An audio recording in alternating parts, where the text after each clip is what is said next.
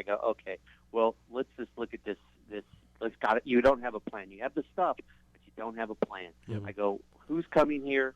How much do you have? I don't know. All the answers are, I don't know. And I go, well, that's the problem. We got to know what you got. And so it took me, it's ongoing. I've been 5 days, 12-hour days, organizing and putting things in the right order and what they have and stocking it up and figuring what they do and don't have. But the end goal was to get them extremely organized, give them an action plan of, okay, here's where we're going to be. This is the bug-in situation. What if we have to go somewhere else? Then we're going to take a quarter of this and we're going to place it at this many miles down the road till eventually we get up to the mountains where they have another location. And so, that was the end goal, is to get to that location. So we worked the plan backwards, and plan step one was, God, we got to declutter and clean and figure out what you've got. And then we started going from there. So it's just where do you want to go? And then you just walk the steps backwards to where you're at right now. And then the problems don't seem so tough.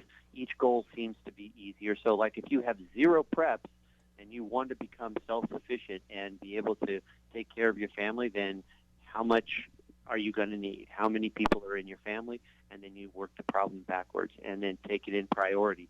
What's the first priority? Is it to get gold and silver? Nope. Bullets, guns, possibly food. Number one, food, water. And then shelter, okay. Transportation, not so much. You get all the things that are, priority first, so that I always thought, well, if it happens tomorrow, at least I have this. If it happens tomorrow, I have this. And once I've got all those elements of my survival plan put together, like I said, boy, howdy, once that plan comes together, then the calm comes over and you're going, okay. And I don't have to face that woman I faced the other night at dinner where she was just panicked going, right. Oh my gosh, what do you do? Because I tend to, when I talk to new people, I put my bad guy hat on, and they all think, okay, this is what's going to happen. I go, no, I'm a bad guy. This is what I'm going to do to you. You would do that? And I'm like, yeah, other people have bad guys' hats on, and that's what they're going to do. So if you know that's what they're going to do, let's plan for that. So it's interesting. Playing the devil's advocate side of things or the bad guy side of things. It's like people don't want to think about that, but you have to when you're working your plan out. You have to understand if there's a negative element now, that negative element's going to exponentially increase, just like the positive element's going to exponentially increase during disaster, during Teotihuacan, right? The end of the world as we know it. Whatever the SHTF scenario is, those will increase. And the longer the problem's going on, the more they'll increase. Yeah. Especially the bad element. And so you have to protect against that. And I think people don't take that into account because they think, oh, we'll just all be working together to survive. And you address that also in your book, is like identifying who has skills that you can work with. I mean, you talked about the group of guys that are like, hey, we need to set up a group, but I think they were all over 65 and couldn't throw a punch. Or I don't remember exactly how you put it. Mm-hmm. But yeah, I actually in my group, we just got finally we got a doctor on our group. Finally, I found one that had that right mindset and right skill sets, and so he's coming into the group. So I'm nice.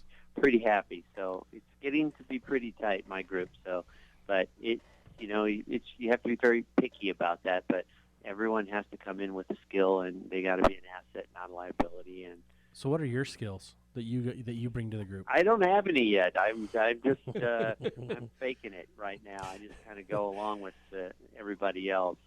They seem to think I know what I'm doing, but I practice.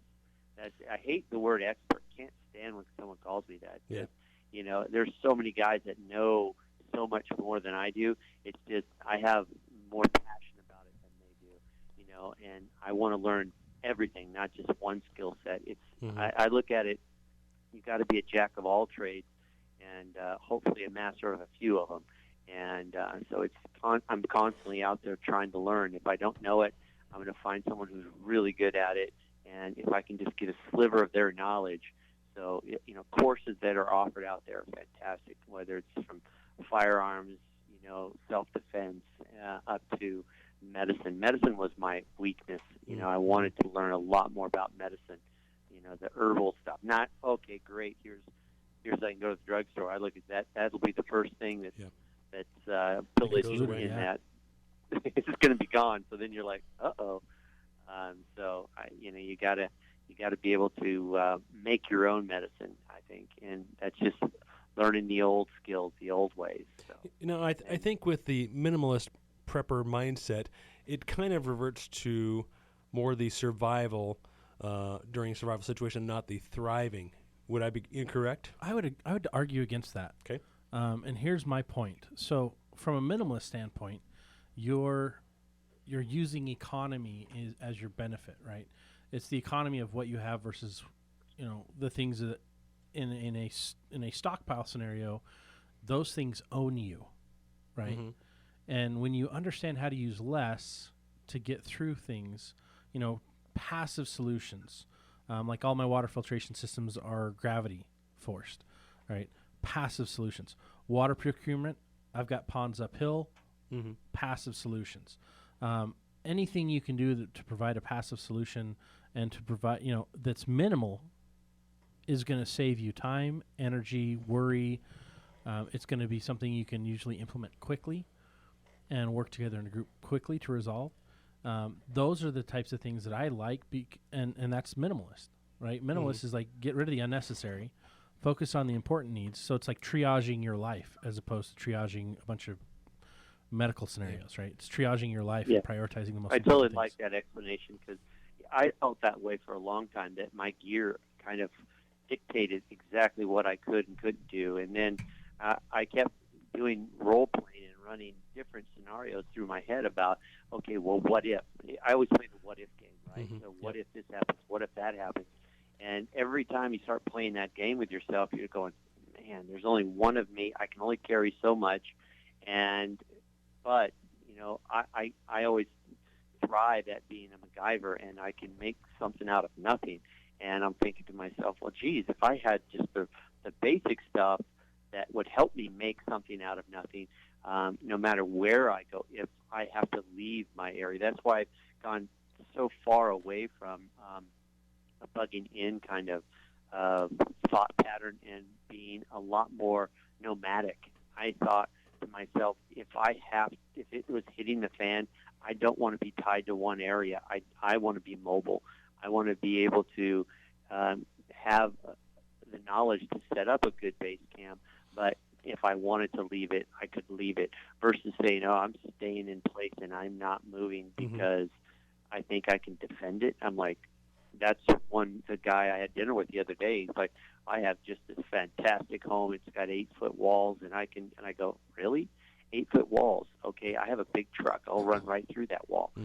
And I just kept playing the bad guy scenario. And then he goes, well, I have 20,000 rounds. Okay, and how many guns do you have? How many people are pulling the trigger? And I go, I've got 50 more guys that are going to do it. And we're only going to come by at night with a Molotov cocktail and throw it on your house and burn you out. What are you going to do then? And then I kept, every time he would say, I'm staying in, I go, how about if you did this? And then I gave him a different scenario, and it started to sink in. It's like, you have to be fluid when this stuff happens. And so knowledge is, I think, the key. Yeah, it comes down to planning and knowledge. And I'd like to dig into that more on the other side of this break, our third segment of this hour. Tim, thanks for joining us, and we hope all of you will continue joining us after this break, where we'll continue talking with Tim Ralston. We're going to talk a little bit about the Scavenger 6, which you've got coming up, and all that kind of fun stuff after this next break, so stick around. So get out there and enjoy. And don't forget to bring along the refreshing sound of KTalk Media, 1640 AM.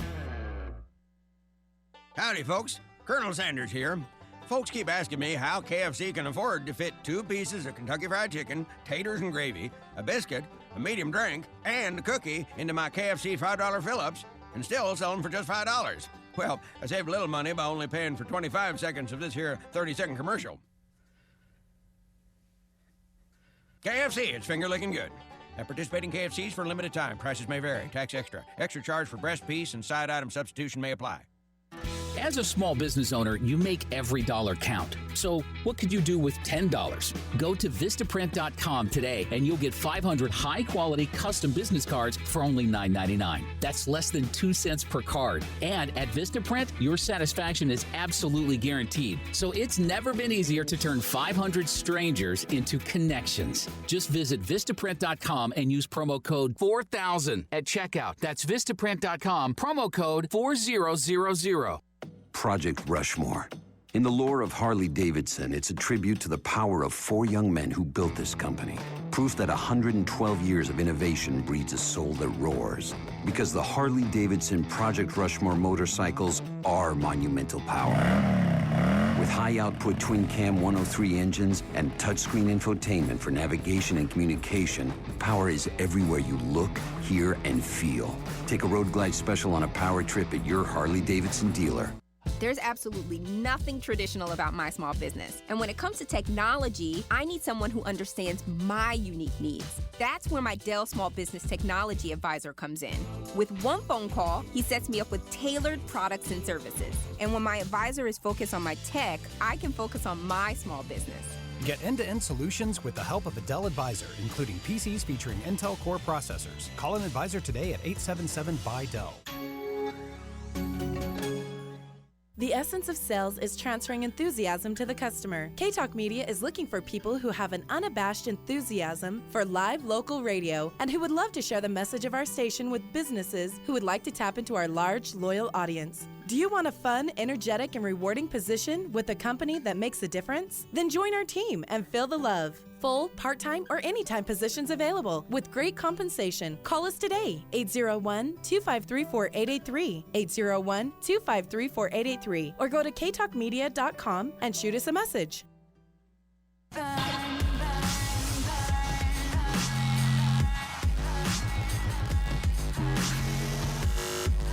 All right, let's get right back at this. You're listening to Shane Scott and Tim Ralston here on Prepper Talk Radio in Salt Lake City. And when we left, we were talking about kind of thriving versus surviving. And my question for you, Tim, is does mindset make the difference between thriving and surviving? I think 100%. I've seen guys that are minimalists, especially the bushcraft guys. Oh, I know. The guys that get out there and they have nothing but one satchel, a couple of knives, and a wool blanket. a wool blanket, and they are just happier than can be, with what they have. So, and they're thriving. And though we're thinking they're just surviving, for them, it's their mindset is, they're one with nature, and they don't need a lot to make it happen. So, I think it's that will to survive, and once you've found that will, then no matter where you're at, you can make yourself comfortable, and it doesn't take a ton to make you, really, really comfortable. Well, especially when you've kind of been minimalizing, right? The more you get used to that, like the simpler life gets. You're doing it now. The easier, now. The easier it is to be in a thriving situation later because you don't have as many needs and you don't have as many expectations. You better put up those finger air quotes. Needs, right? Yeah, exactly.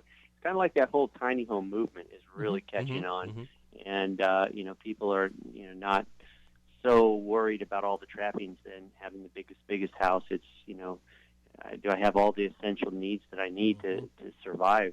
I mean, day-to-day life, in your real world versus just having excess puts more pressure on you, and if you learn to live with less, then it's going to be a lot easier. But in the survival situation, I always think just like you tried out what can your body do before it starts breaking down.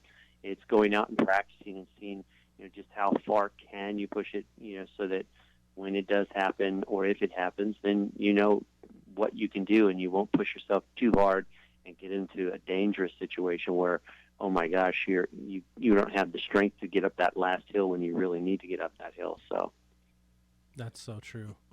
And it's funny because it's like once you've tried it out and tested it and you see what you can do or you can't, if you can, it gives you like this, whoa, I'm actually more capable than I thought. If you can't, then it gives you that, oh crap, that urgency. I've got to get better prepared. I've got to get better.